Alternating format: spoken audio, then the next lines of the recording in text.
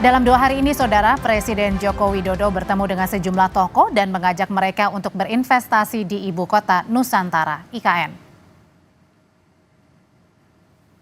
Presiden Joko Widodo bertemu dengan mantan Perdana Menteri Inggris Tony Blair. Dalam pertemuan itu dibahas rencana investasi panel surya yang akan dilakukan oleh Uni Emirat Arab. Akan ada rencana pembangunan dengan Uni Emirat Arab sebesar untuk solar panel di sana. Detailnya kami lagi akan menyusun. Sebelumnya, Presiden Joko Widodo juga bertemu dengan CEO Apple, Tim Cook, di Istana Kepresidenan. Bagi Cook, Indonesia merupakan negara yang sangat penting bagi penjualan produk-produk Apple. Tak hanya itu, Tim Cook juga mengumumkan peresmian pembangunan Apple Academy keempat di Indonesia yang akan dibangun di Bali. We are opening a 4th developer academy. We just announced it yesterday. This one will be in Bali. We couldn't be more excited to how the 3 have already performed. Jokowi juga mengajak perusahaan Apple berinvestasi dalam pembangunan Smart City IKN di Kalimantan Timur. Tadi udah minta juga, Pak Presiden udah minta untuk ke Apple ikut berpartisipasi membangun Smart City di IKN. Udah diminta sama Pak Presiden, Pak Joko Widodo untuk kepada Tim Cook, Mr. Tim Cook, kalau bisa Apple ikut terlibat dalam pembangunan Smart City di IKN. Jokowi menunjuk Menteri Koordinator Maritim dan Investasi Luhut Binsar Panjaitan sebagai koordinator investasi Apple di IKN. Indonesia di kementerian nanti Bapak Presiden menugaskan Pak Luhut sebagai koordinator semuanya. Menko Marves Luhut Binsar Panjaitan memastikan pemerintah siap memberikan insentif untuk menarik investasi dari perusahaan Apple termasuk di IKN. Dan saya bilang sama dia, oke, kalau kamu lihat kalian dapat fasilitas insentif seperti di India, di Thailand, ya kita juga bisa memberikan hal yang sama. Terus malah Presiden merintahkan saya untuk follow up ini semua, mengatakan Pak Luhut, ini masa kompetisi. Jadi kalau di Thailand atau di India dia dapat 2 gitu ya, kalau kita bisa kasih lebih 2, berapa harus bisa. Saat ini realisasi investasi di Ibu Kota Nusantara IKN diklaim telah mencapai 47,5 triliun rupiah sejak 2023 sampai 29 Januari 2024. Kepala Otorita IKN Bambang Susantono menyebut mayoritas realisasi investasi IKN berasal dari investor swasta yang mencapai 39,5 triliun rupiah. Sementara realisasi investasi dari BUMN sebesar 8 triliun rupiah. Pemerintah terus mengajak perusahaan dalam dan luar negeri untuk berinvestasi di IKN dengan menjanjikan berbagai kemudahan. Tim Liputan Kompas TV. Hari ini Presiden Jokowi, Saudara, bertemu mantan Perdana Menteri Inggris Tony Blair dan petinggi perusahaan Apple kemarin. Dalam pertemuan, Jokowi mengajak mereka untuk berinvestasi di Ibu Kota Nusantara IKN. Bagaimana peluang pemerintah menarik investasi asing di IKN? Kami akan membahasnya bersama Kepala Investment and Trade Indef, Andri Satrio Nugroho. Selamat malam, Mas Andri. Selamat malam, Mbak Audrey. Mas Andri, ini nampaknya usai Lebaran nih, Pak Presiden ngegas banget ya, nggak tancap gas langsung, nggak ada rem nih. Kemarin udah menemui CEO Apple untuk investasi, hari ini juga ketemu dengan mantan PM Inggris, Tony Blair, bicara juga soal investasi di IKN. Jadi sebenarnya kalau dilihat ini sejauh apa sih minat dari perusahaan asing dan juga dalam negeri terutama untuk investasi di IKN? Kita ke perusahaan asing dulu deh, Mas. Ya, kalau kita berbicara mengenai investasi asing di IKN sendiri, saya bisa menyimpulkan bahwa memang minat untuk berinvestasi tinggi, LOI tinggi, tetapi untuk direalisasikannya masih minim begitu ya. Artinya dalam hal ini kita bisa memberikan pandangan bahwa investasi asing masih mencoba untuk melihat begitu ya, apakah berinvestasi di IKN ini cukup menguntungkan bagi mereka begitu ya. Terlebih mungkin menurut saya kalau masalah kepastian IKN tetap lanjut atau tidak, saya rasa dengan kepemimpinan yang baru ini pasti akan lanjut. Tetapi concern dari business wise-nya sendiri begitu ya, itu yang dilihat oleh investor asing. Apakah memang cukup menguntungkan begitu ya jika IKN ini hanya difokuskan sebagai ibu kota baru untuk menyelenggarakan pemerintahan gitu ya. Jadi wait and see di perusahaan asing ini sebenarnya yang mereka harapkan bukan hanya ASN aja yang pindah, tetapi juga bisa membuka lapangan pekerja, mungkin membuka peluang-peluang baru dengan banyak masyarakat yang pindah, maksudnya gitu? Iya betul, karena kalau kita hanya mengandalkan untuk ASN saja, ya maksimal saya rasa hanya 2 juta penduduk begitu ya, dan ini angka yang cukup kecil sekali begitu kalau kita berbicara mengenai investasi, dan tentunya investor asing pasti akan melihat apakah mereka dengan berinvest di IKN akan cepat balik modalnya, atau mungkin investasinya jauh lebih besar dibandingkan keuntungan yang didapatkan. Nah, ini menurut saya mereka perlu berhati-hati gitu ya untuk melihat dari segi keuntungannya sendiri. Ini berbeda menurut saya dengan investor di dalam negeri yang saya rasa mereka sudah cukup beberapa di antaranya cukup confident begitu ya. Apalagi kalau kita berbicara mengenai sektor-sektor properti dan juga real estate, Mbak Audrey. Iya, karena real estate yang besar-besar di dalam negeri juga sudah mulai masuk ya. Betul sekali begitu. Jadi kalau menurut saya itu juga menurut saya memang susah payah juga untuk mendapatkan investor domestik, dan kita tahu juga bahwa di baliknya juga ada gula-gula yang diberikan oleh pemerintah begitu ya. Salah satunya pemberian PSN begitu ya. Iya. Di luar wilayah-wilayah yang seharusnya diberikan PSN. Kalau gitu kan, kalau di dalam negeri tadi kan ada salah satunya mungkin yang dibikin menariknya adalah dimasukkan ke dalam proyek strategis nasional. Nah, kalau misalnya di luar negeri sebenarnya seperti apa janji-janji yang juga harus direalisasikan agar si calon investor ini mau investasi di IKN?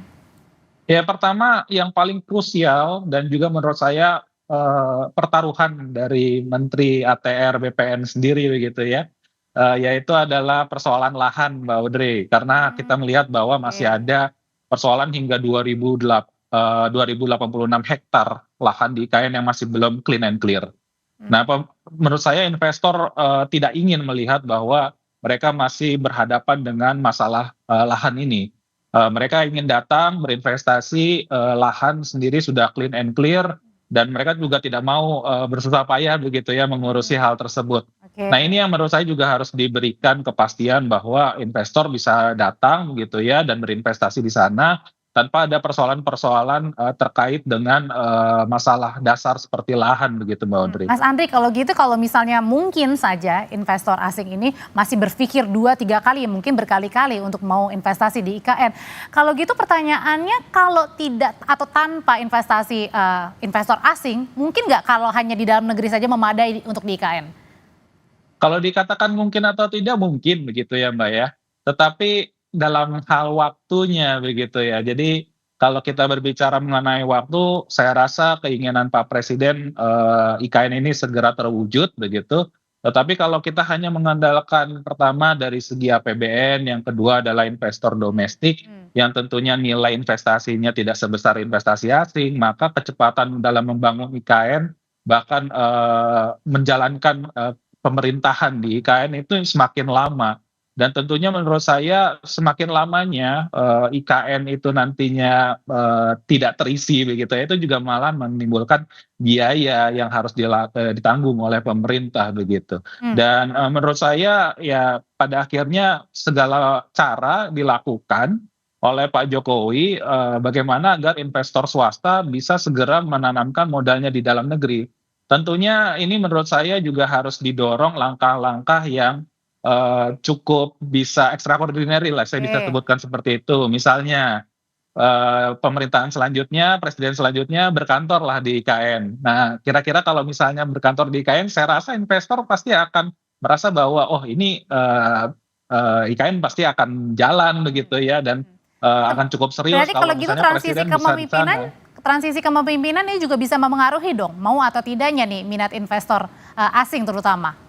Iya betul, ya menurut saya kalau hanya dijanjikan bahwa oke, nanti upacara kemerdekaan akan ada di IKN, saya rasa belum cukup begitu ya.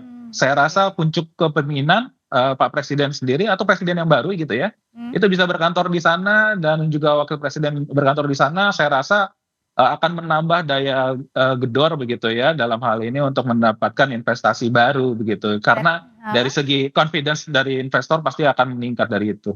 Jadi dari sisi kepercayaan diri mau investasi atau enggak dilihat dulu dari perpindahan pelan-pelan ya, ASN, menterinya, presidennya, wapresnya gitu, Mas.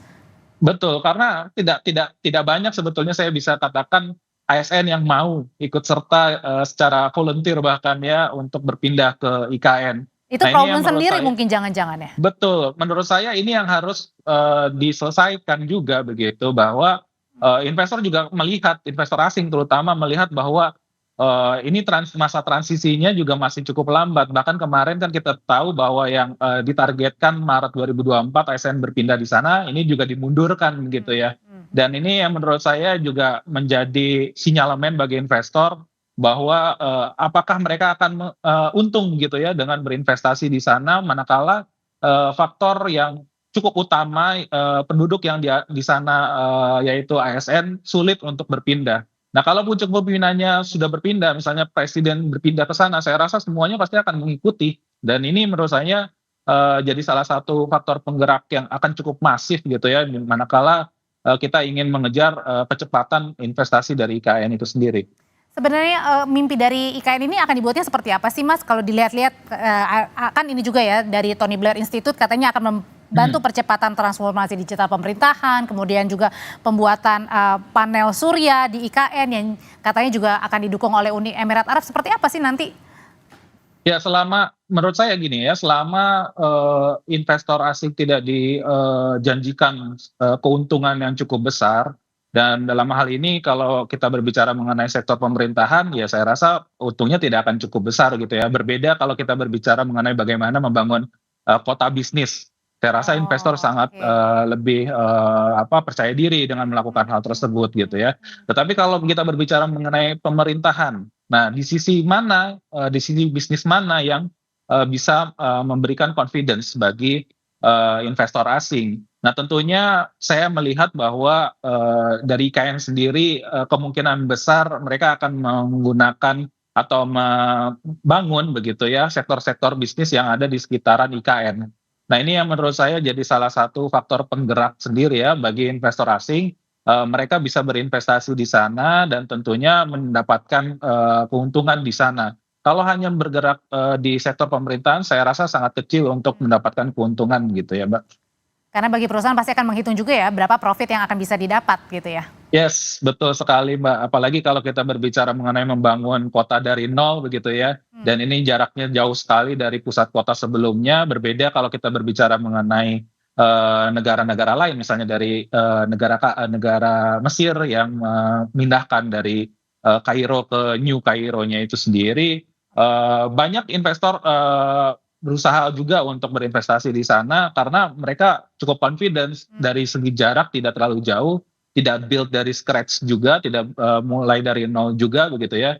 Dan tentunya di sana juga ada pusat-pusat bisnis gitu ya. Jadi investor diarahkannya ke sana, ke pusat-pusat bisnis di wilayah ibu kota baru. Kepala Investment and Trade Indef Andre Satrio Nugroho, terima kasih sudah berbagi pandangan soal investasi di IKN malam hari ini di Sapa Indonesia Malam. Terima kasih Mbak Audrey. Ya, saudara, kita ke informasi berikutnya. Bagaimana peluang timnas Indonesia U23 lawan Australia pada laga penentuan di grup A Piala Asia U23 yang akan berlangsung malam hari ini. Rahmat Ibrahim akan mengulasnya untuk Anda.